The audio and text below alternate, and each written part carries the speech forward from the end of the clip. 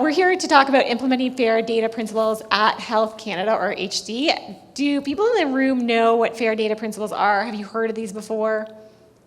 Okay, so most of them. We can probably skip through most of the stuff, but I'll still go over it, albeit not quickly, although I talk pretty quickly, so it may feel fast. But anywho, so FAIR data principles, so findable, accessible, interoperable, reusable, are the backbone to data governance, or so we think, and guide the initiation and implementation of data projects across Health Canada. So they're really what we think of most of the time. Summed up, you can think of them as timely access to quality data and tools available for use. So your data is ready when you need it. Our goals for today, so to introduce ourselves, our Chief Data Office at Health Canada, to provide an overview of FAIR data principles as a whole, and then to provide some examples of how we implement FAIR data principles at Health Canada. So just to introduce ourselves, so I will introduce myself first. So my name's Alana LeBlanc. I am the Senior Advisor for our Chief Data Officer, or Chief of Staff is a much fancier name for that. A manager of all emails and calendars is another even fancier way to describe what I do. Although my background is in academia, so I come from the academic world. I did research for several years before moving over to government. And one of the reasons I moved over to government was because in academia, I kept finding that I had roadblocks to access data. I said, I know this data exists. I don't want to replicate study after study. I know the data is already there. I just want to be able to use it without having to go through 50 different forms, accessing it in only kind of a blocked off room with my no data exiting, only my code gets in there, that kind of stuff. And then I'll pass it over to Clotilde. Hi, I'm Clotilde. I'm currently the acting manager of the People and Culture Group within Health Canada's Office of the Chief Data Officer. And so a little bit about me, my career journey. I started off actually as a healthcare professional working in an acute care hospital in Montreal as a registered dietitian, and then I was very much focused on, in acute care, it's very much like helping the patient right then and there when they've come into the hospital. But I was much more focused on how do we even prevent the patient from coming into the hospital, and so that led me to do a Master's of Public Health. I then joined Health Canada, and then I guess the rest is history in terms of really like in terms of really still applying that lens of prevention, but now how do we best leverage our data to help everyone within Health Canada accomplish that mandate. And so from those intersections, you'll know that neither of us are IT experts. We're not metadata experts. We've learned a lot by doing and want to share that information with you guys. We're more enthusiasts around this area. So I'll let Clotilde start off with who we are.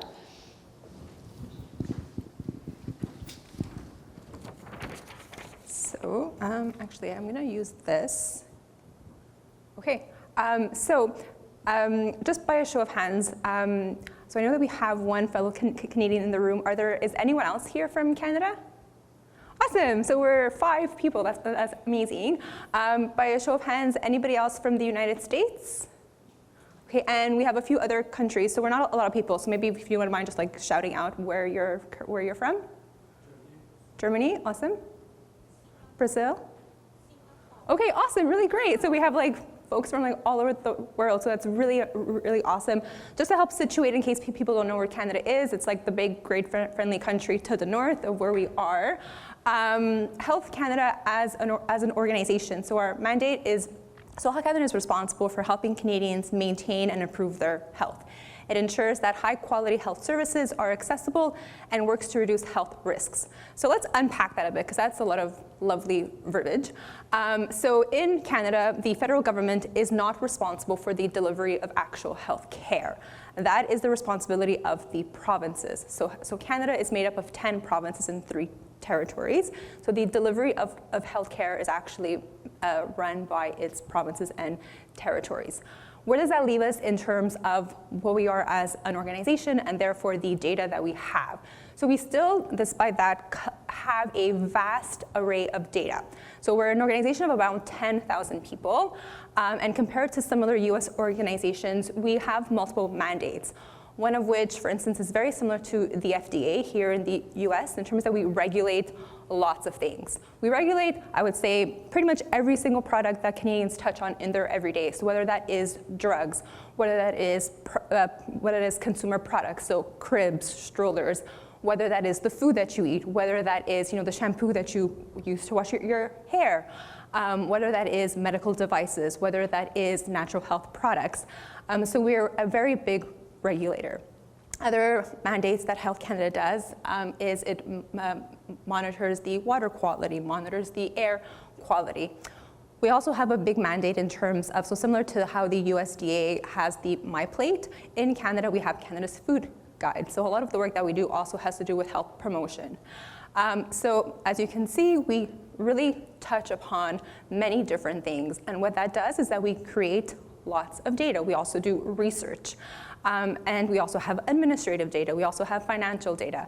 And so that kind of underpins not just the amount of data, but also, as I keep mentioning, just the vast array of data. So I just wanted to help situate a little bit in terms of who we are as an organization, and then how that then impacts the data that we have as an organization. So moving forward, in terms of a little brief history, just to situate in terms of are the data organization that we currently are. So in 1993, before we start off, oh, the pointer works. If I could get it on the screen. Okay, there we go. Health Canada, currently as the organizational structure as it is today is established. So it originally started in 1919. We can just fast forward many, many decades. 1993. In 2019, on the heels of the federal government of Canada realizing the importance of data and the launch of the federal government of Canada's data strategy, Health Canada released its own data strategy, which was made up of 4 pillars: people and culture, governance, environment and infrastructure, and communication. And ultimately, its vision was to strategically use data as an asset. In there as well, there were 2 commitments. One was to actually appoint Health Canada's first chief data officer and establish a chief data office. However, in 2020, due to the pandemic, a lot of that kind of came to a halt because Health Canada was very much a front and center department in Canada's response to the pandemic. What that led to, however, was also really realizing, and I don't think I'm teaching anybody in the room anything new here, is the importance of data, but not just the importance of data, the timely importance to high quality data, and the importance of interoperability, the importance of standards. And so really, the COVID-19 pandemic really helped, I would say, accelerate our data journey as an organization. We then, in 2021, named our first chief data officer. We've also developed our chief data office. We also created the Health Canada Open Science Action Plan, in which the commitments of FAIR data principles were embedded. Moving forward, in 2022, we wanted to survey Health Canada employees to assess their knowledge of FAIR data principles, but also in terms of their knowledge of, are they using open data in their work? And what those results showed is that not only was there a lack of awareness on FAIR data principles, but also a lack of awareness and use of open data. And so moving forward, we're taking all of that and trying to see how we can further improve ourselves in terms of not just implementing FAIR data principles, but what does that really mean? And we're really hoping to be here today is to also learn in terms of other people who are working on implementing FAIR data principles. What does that mean for your organization? How are you measuring success, et cetera? So, what does all of this mean currently for our organization when we say that Health Canada will implement FAIR data principles by January 2025? What does that mean? So ultimately what we're trying to achieve is, we know that we want decisions to be evidence-based. Now, that is our need. In order to do that is we want the timely access to quality data. And so once again, it's understanding what the needs are of all of these stakeholder groups and trying to see how, through our initiatives, through as a Chief Data Office, through working with our program areas across the department, can we reach that ultimate goal. So I'm not going to spend too much time on this slide, but ultimately what this slide is trying to do is it's trying to capture at the center of the 3 priority areas of our office, how FAIR data principle really is the backbone. And so whether it's meeting program needs, whether it's driving forward openness and transparency, and whether it's data and information management, which you have on the side there are just examples of current initiatives that as an office we're undertaking to move forward those priority areas and then ultimately enabling the advancement of fair data principles. So I'm going to pass it over to Alana. Super. So why FAIR? So this goes into a little bit of what you can do, or what is your role, what is your organization's role, and then what is your scientists, your researchers, your program's role to integrate FAIR data. So when we talk about this, this is my favorite part, is that most of the time when we're talking about FAIR data or implementing FAIR data, a lot of what we're doing is things that are in magical unicorn land. So this is stuff that's not happening now, but stuff that we want to happen or that we hope will happen within the coming kind of longer term 1 to 5 year span. So we like to call it magical unicorn land. It's somewhere an aspirational place where we aim to get to, but we're not there now. We're not there tomorrow, we're not there next month, but that's where we're going. So what are FAIR data principles? Most of you guys put up your hand, but just a quick refresher. So they were established in 2016 by a group of researchers, and the goal is really to just have more transparent data as a whole. Just a note on that is FAIR data, it's a bit of a misconception, but FAIR data does not have to be open data. Data can be fair and still be kind of closed off due to privacy concerns, ethical concerns, et cetera, et cetera. They're developed to guide data producers and users on how data and metadata should be treated across the data lifecycle. So we're not just talking at this endpoint when your data is collected in like a nice table, It's all the way from the project conception. So FAIR data starts right at the beginning when you're like, I have an idea for a project, or I have this business need, I will have data. They include data as a whole. So again, not just your finished data product, that is your kind of CSV file or something like that, but they're your code, they're your outputs, they're your kind of everything that touches on the data, which goes to the next point is that it's not just the principal investigator or just the data steward that the FAIR data principles apply to. They apply to everyone. So that includes someone like your mom, your neighbor, who's wanting to use data to inform a decision about their own health or their own, insert the problem that they're trying to find evidence for. And FAIR data is a spectrum. So even within the government, we said implement FAIR data by January 2025. However, thinking more about that, it's not like an on and off dichotomous outcome where you've either implemented or not implemented FAIR data. There's a variety of things you can do to make data more fair, but it's not like a all or nothing. So to be fair, data is findable. So again, not just data, but metadata are findable by humans and computers with explicit identifiers registered with searchable resources. So you have to be able to find the data. You can't just say, yeah, I've got data on this somewhere, but no one can access it. It's accessible. So it's clearly outlined who, what, and where you can access the data. So people aren't guessing. Again, I don't know if folks were in earlier sessions where we can't have data and then someone makes an error, someone has a data leak, or someone has something like this, and then blame them for doing it. It's our job as the data custodians, or the people who are kind of watching over the data, to make sure people know how they can use it. It should be interoperable. So usually that means putting it in a CSV format or like a non-proprietary format. So I'm sure you guys can remember a few years ago, Microsoft switched a few things, and all of a sudden every time you tried to use you tried to open a Microsoft Excel file, it became corrupt when you tried to change it to the new file, and then you may have lost a few files. So CSV is often the best place to go with that. And reusable is kind of the sum of all the other parts.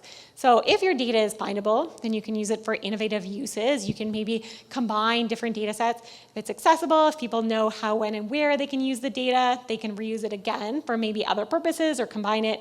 And of course, if it's interoperable, then not just your one proprietary software can access and can use that data. A note about metadata, I feel like we are all well versed on this. So it's just data that describes data. The one point I wanted to make here is that metadata, there's not a list of like this, and this are metadata, and this are out. So metadata is a little bit at the discretion of the people that are collecting the data.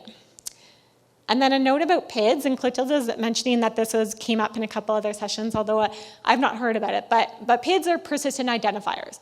So where I said earlier that data does not have to be open to be fair, you pretty much have to have PIDs on your data so that they're fair.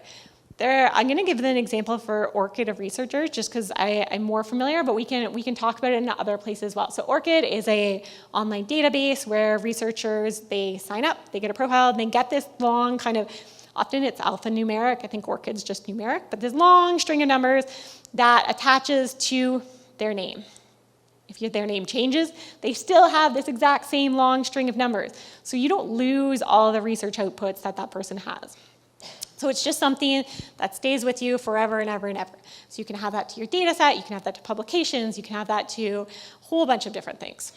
They're content agnostic, so again, whatever the kind of title or the words or whatever, if that changes, your actual content, your thing will still be findable. Now to be findable, and so the next few slides are all set up the same. So they're just some questions that you guys have access to all these slides, so I won't go through them all, just in the interest of drink tickets. But so to be findable, is your data, is it indexed somewhere? Is it even written down that this data exists somewhere as in a catalog, an inventory, whatever you want to call it? Do people know it exists? Is there a contact person if there are issues? So if your data is just listed, but no one knows how to access it, that doesn't necessarily make it findable. So then again, the next few slides are set up the same. So we have what is Health Canada's role, but you could say, what is my organizational role? And then what is the individual role? So we're working on a data inventory, and Clotilde will go over a lot of these examples in more detail in a second, but we're working on a data inventory. And again, Health Canada was stood up, if you will, many decades ago, and we are just making a data catalog or data inventory now. So there's been a long time of we're not really sure all of the data that's available to us. We have a yearly call for open data, so data sets that can be made open. So the Government of Canada at large, we have a website where it's open government, and people, your mom, your neighbor, whoever, can go to this website and download data sets. So again, I mean, maybe my mom's not going to use it for a research paper, but researchers can, and it's data free and accessible for use. We support the adoption of PIDs, and then we're working on policies for standards of metadata. For example, only a couple months ago did we adopt a standard for provinces, common standard for provinces, so a common two-digit thing. Prior to that, people could shorten the provinces kind of all willy-nilly. So we're maybe behind in a few things. For you, so make sure you have PIDs on your work, you're signing up to things like ORCID, or even say you work in an institution or something, your employees have numbers, not just their names, or their student numbers or something like that. Make sure your metadata are clear and explicitly use PIDs. And there's a link between the metadata file and the data set. So again, it's not just having the data set, you have to make sure all things are packaged nicely so people, once they see the data set, they're like, oh, this is the data set, these are the metadata tags, this is the person I contact if I have an issue. So to be accessible, so are they compliant with whatever accessibility standard you're using? Is it clear who can access the data? Is it clear if there's any privacy, security, and ethical constraints? That should all be clearly outlined so people aren't mistakenly misusing your data. For us, so we're supporting the Federal Open Science Repository of Canada. So this is an online repository of all research outputs from the Government of Canada.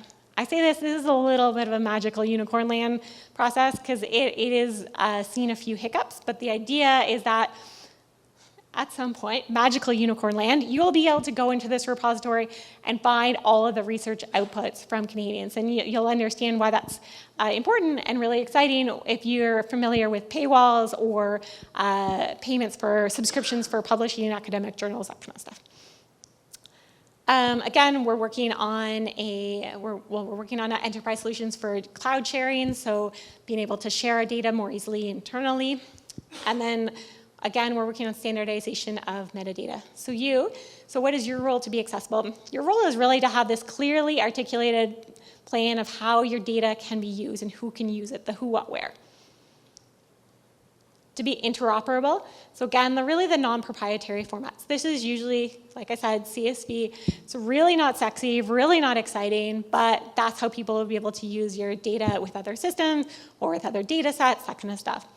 And if the data is aggregated or if you've created different variables, is that clearly outlined? Can it be used independently, or is it stuck on some other code that has to update? So just can your data be reused by others? So we're working, again, very similar things here.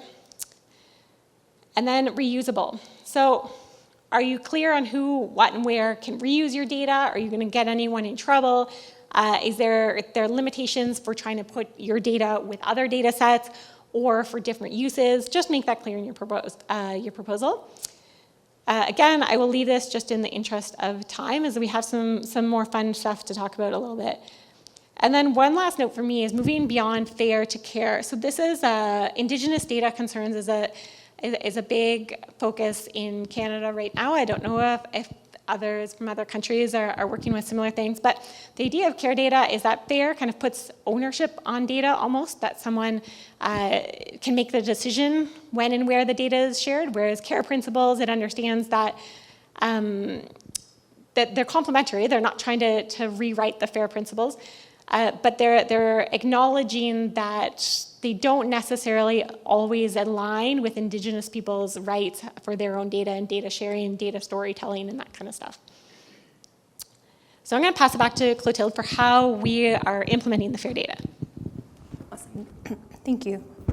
Okay, I'm going to, I took it. My apologies. I'm going to grab this back. All right, so the following are simply just examples to illustrate how whether it's for the F, the A, the I, and the R, some concrete examples as to initiatives that Health Canada is undertaking. And again, I very much encourage you, if you are trying to implement FAIR data principles within your organization, or if you're trying to implement any similar initiatives under a different umbrella, we'd be more than happy to chat and to learn more about either your process, some of your hiccups, to hopefully really try and learn from each other.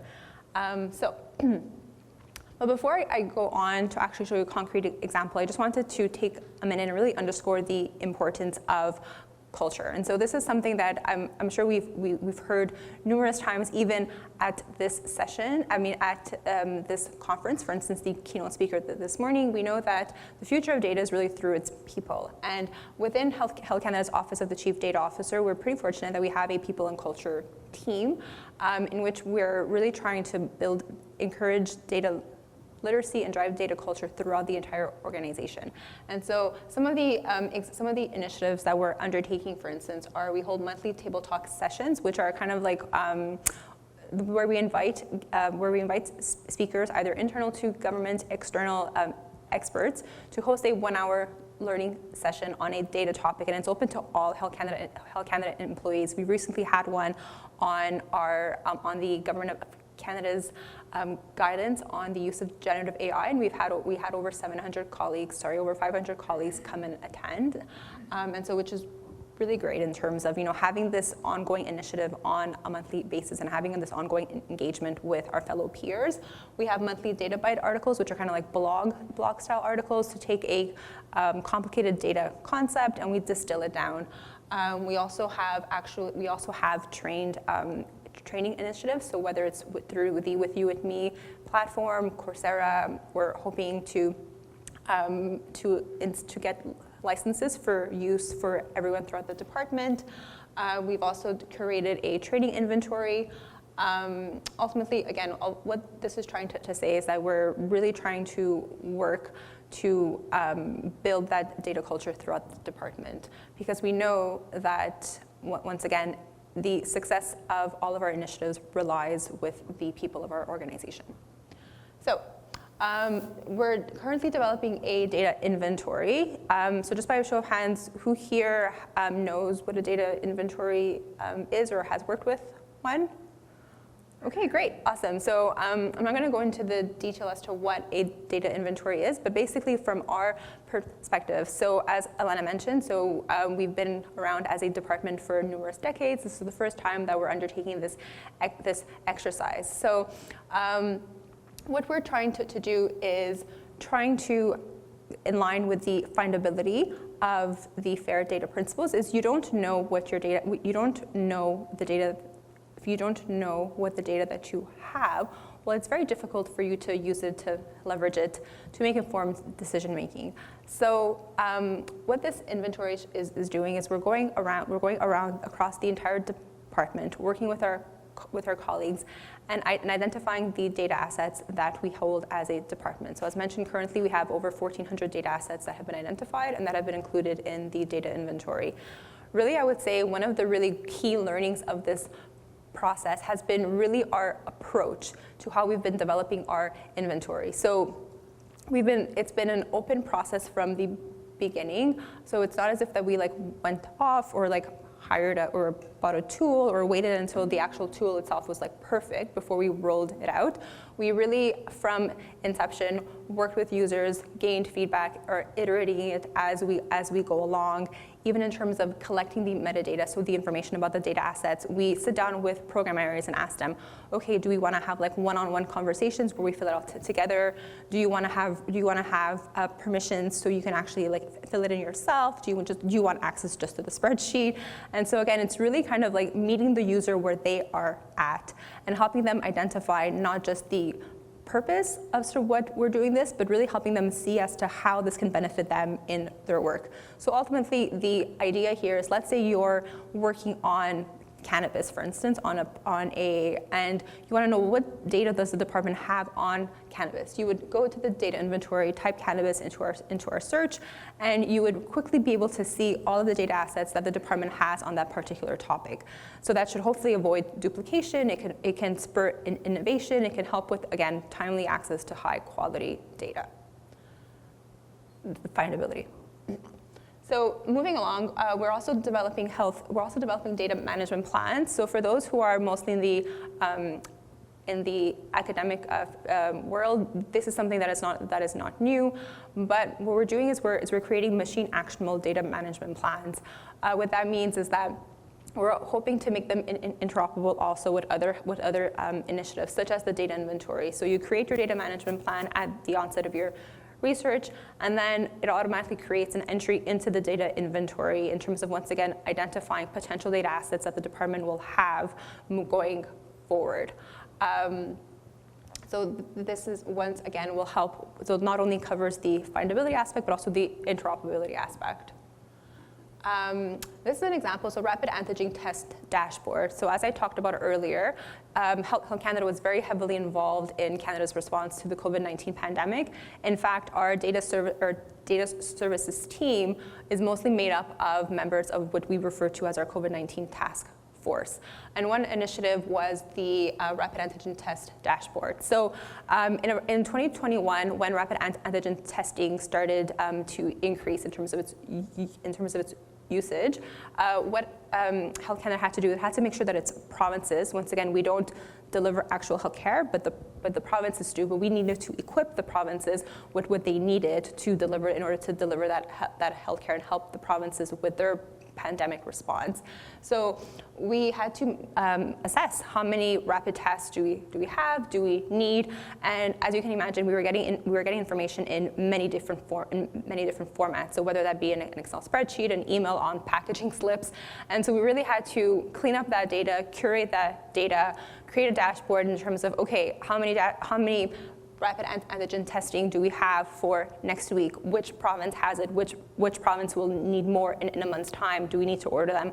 So this example really shows, again, the interoperability in order to be able to respond in a timely manner, because you don't know necessarily what your next question will be. And so building that foundation today to put you in that position to better answer that question that will come is something that is extremely important. Finally, our final example is the Open Government Portal. So Alana touched on this. So the Government of Canada has an Open Government Portal in which it publishes data assets to the consumer. So the advantage of, once again, whatever data assets can be made public, to have them published on the Government of Canada's Open Government Portal. Not only does it help with the reusability of our data, but ultimately, hopefully, also increases public trust in data and in government decision making. So I will pass it back to Alana for final thoughts. So just a few final thoughts. So data needs to be available. You can't, if you're a senior official asks you to help them answer a question today, this afternoon, you can't say, yes, I have the answer, but give me a couple months while I organize my data and then I formulate a better question and I work to analyze it and then I give it to you. They're looking for a question or for an answer for their question now, and they don't know what tomorrow's question will be. So this happened a lot. As Clotilde said, we were part of this COVID-19 task force, and most of the time we didn't know what the questions were going to come up. And these questions were important questions. They were impacting the lives of Canadians, like life or death questions. They were being featured on the news every night. They were being subject to a lot of scrutiny. But we didn't know what was coming when.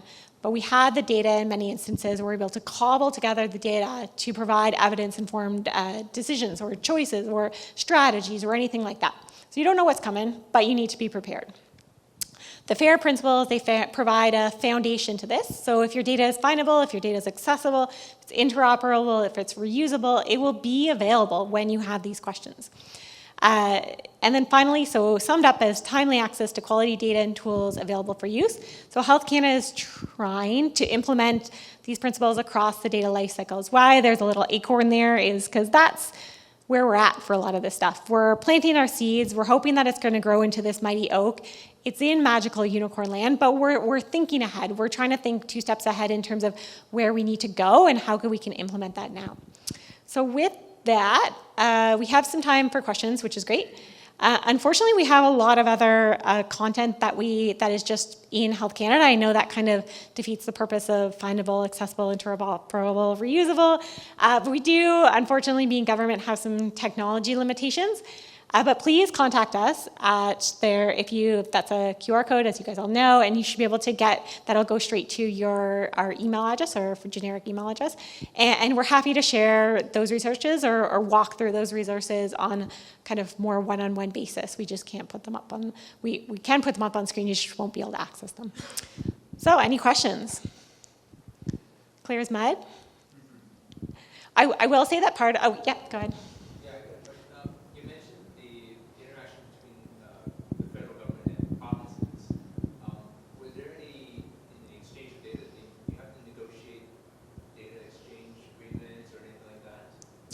Yeah, so just repeating the question. So being that we're Health Canada and we don't provide health services, but we work with provinces, do we have any, so there are MOUs, so memorandums of understanding for data exchange between provinces.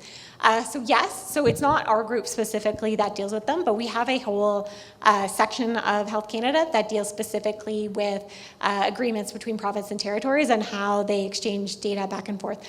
That group also deals with Statistics Canada, so they run our main national health surveys, so surveys of many thousands of people for many, many years.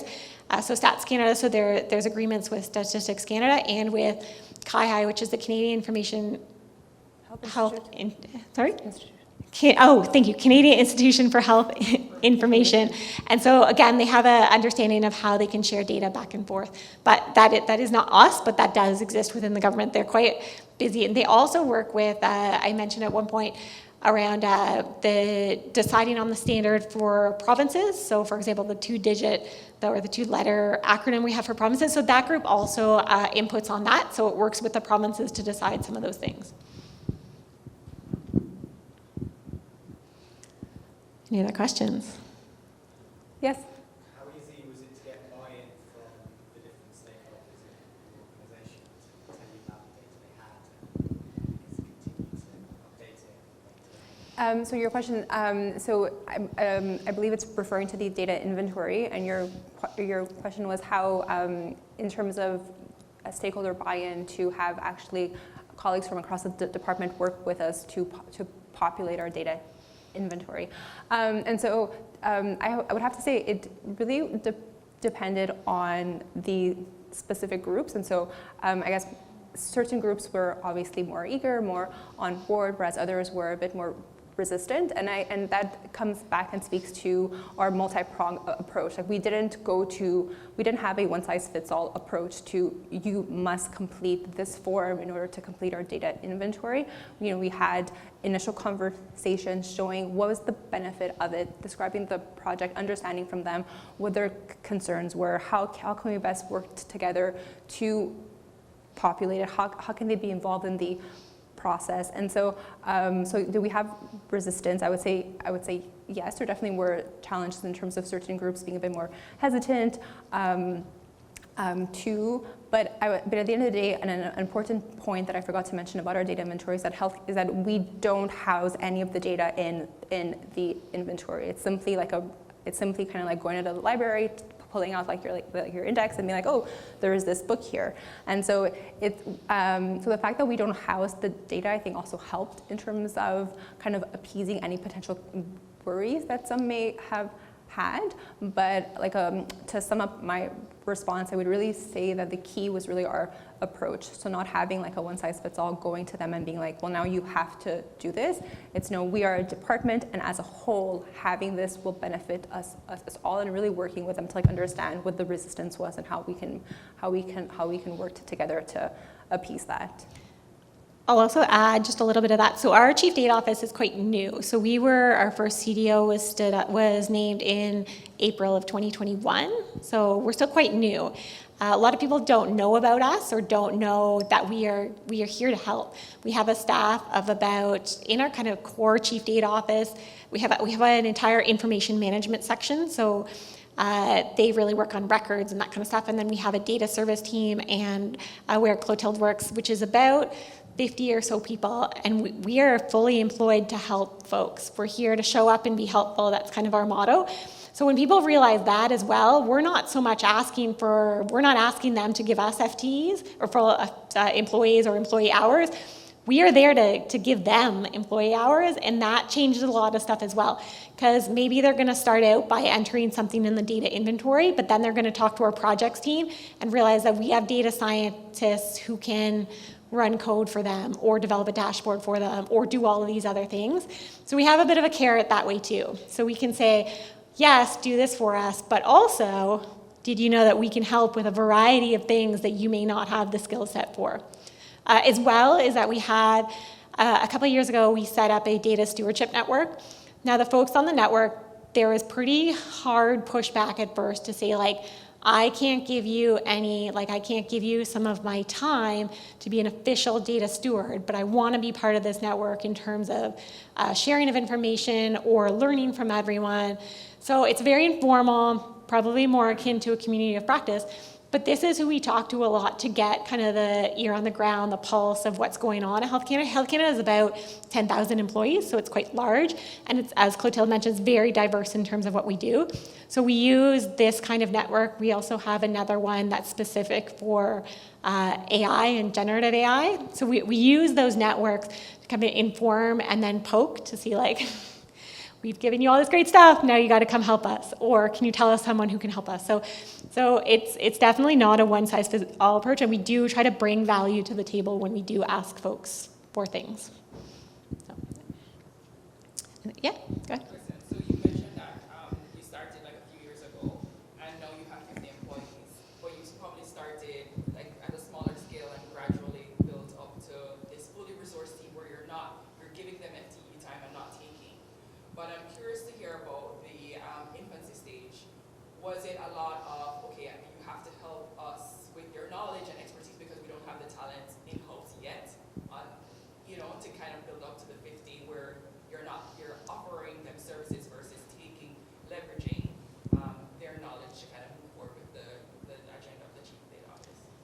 So maybe I'll start and I'll pass over to you because Clotilde's actually been Just repeat around. the question. Oh, sorry. Yes. So sorry. Thank you for that. So the question was, we're about 50 people now. Did we start at a more infancy stage and build up with a core group of people and gain expertise along the way? Is that about right? So, I like to think that I'm a very lucky person for many things, and this is just one of those lucky coincidences, if you will. So Clotilde's been around working on the data strategy before this CDO was established, so she was part of one group. And then another group was of highly skilled data scientists or data people was established in response to the COVID pandemic. So this was the COVID task force. So they were people from all over. They had a variety of skills, but were all interested in working quick, working innovatively, and had data talent. And they were kind of plucked from various spots to work on COVID and COVID dashboards. And first it was personal protective equipment. So I'm not quite sure the situation in the US or other countries, but in Canada it was like you couldn't get surgical masks, you didn't have PPE, nurses were asked to rewear. So they had an entire task force specifically on procurement and distribution of PPE across the provinces. So this very data-focused team and this team that had developed the first Health Canada data strategy were kind of smushed together. So there's two just really specialized, highly motivated, highly educated in this field teams that were brought together. So we didn't kind of grow organically as some CDOs would. Now we've grown just in terms of our mandate's been a little bit kind of nailed down, and so we've hired specific people for specific roles, but our initial core group was really lucky for that. Do you want to add anything from the? No, I think that's perfect. Cool. Yeah, we have a lot of luck in our group. Similar thing happened with our data stewardship network. We kind of found a couple willing people, and then we grew really organically. And so they were very engaged from the very, very get-go. So we've had a couple, same with our AI community of practice. We just have a few folks that are really interested in AI and generative AI. They've had ChatGPT for ages. So we had some really lucky, just kind of personal interests as well and engagement. Anything else? I think with that, we will close out the session. Thank you, guys. Oh, one more question. At the buzzer. I like it. I didn't understand it correctly, but you also provide data as open data? Yes, so the question was, do we provide data as open data? So one of our teams is the Open Government team. So what they do is, so again, Health Canada is very large and diverse. So if there's a researcher or a program officer and they say, hey, my data is eligible to be put on this Open Government portal. Again, remember the Open Government portal is your mom, your neighbor, anyone and their dog can access and download the data. So there's a couple caveats. It has to be de-identified, free of privacy, blah, blah, blah. It also, for being in Canada, it has to be the headings, the metadata has to be available in both English and French. And then we have to have sign off from a few people. So the person, your PI, your researcher, the data steward or the people who is in charge of the data set, they will contact the Open Government team. Now with the data inventory and with software available, we've been able to automate that process this year, so it's become much, much easier. Previously we would send out a spreadsheet, people would answer it. Now it's being automated, which is really cool. But they then work with our Open Government team. They do a few quality checks to make sure the data is cleaned and is we're very confident in the data. There's no privacy, ethical concerns, or anything like that, and then is posted on the Open Government website. So again, we as a CDO don't house the data. It's held on a Government Canada server that's accessible. Obviously, they use in any way least to the care principles. How to use the data? They're yes and no. So it comes with data dictionaries and other supporting material, as you would hope, but it doesn't go into what you should do with the data. There's other things on the Open Government portal, and we're working to have this linked a little bit better as well. There's other things like reports or information, and then we also, what we're hoping to get done is we have a variety of different dashboards. So that will be more of I want this variable, and I'm interested in both men and women, and I want this age group, and then it will give you so it's a bit more interactive. Those are not linked on our Open Government portal, unfortunately. It's more aggregate data, but we're hoping to have those more linked. And that's more where you're talking about where it'll tell people, or it will facilitate the use of the data. For now, the Open Government portal, you're downloading full data sets. You're downloading a CSV file. So it is like a full, you can explore, you can do your analysis on it. And that's what we're hoping to drive innovation a little bit, especially in terms of combining different data sets or reusing data that's already existing. Does that help? Yeah. Perfect. Now, I think we're good. So I'll close it. Okay, thank you guys. Thank you guys so much for showing up. Appreciate all the questions. Thank you.